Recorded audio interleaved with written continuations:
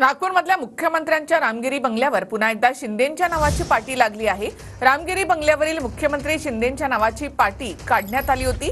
टीव्ही9च्या बातमीनंतर पुन्हा मुख्यमंत्र्यांच्या नावाची पाटी या ठिकाणी आता लावण्यात आली आहे।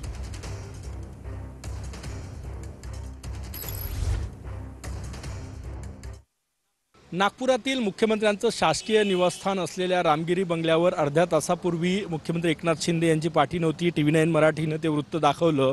आता आपण बघू शकतो या ठिकाणी अर्ध्या तासातच रामगिरी बंगल्यावर पुन्हा एकदा एकनाथ शिंदे मुख्यमंत्री अशी नेमप्लेट जी आहे ती या ठिकाणी लागलेली आहे। ती लावण्याचं काम सुरू आहे।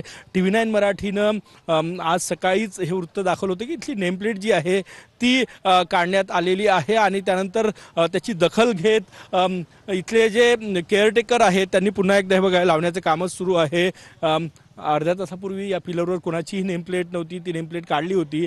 परत एकदा एकनाथ शिंदे मुख्यमंत्री अशी नेमप्लेट जी आहे ती या ठिकाणी लावलेली आहे। एकूणच मुख्यमंत्री महाराष्ट्रात कोण होणार याची प्रतीक्षा जी आहे ती शिगेला पोहोचलेली आहे। देवेंद्र फडणवीस यांचं नाव जे आहे ते आघाडीवर आहे। असं असताना एकनाथ शिंदे यांची नेमप्लेट काढल्यामुळे चर्चा सुरू झाली होती।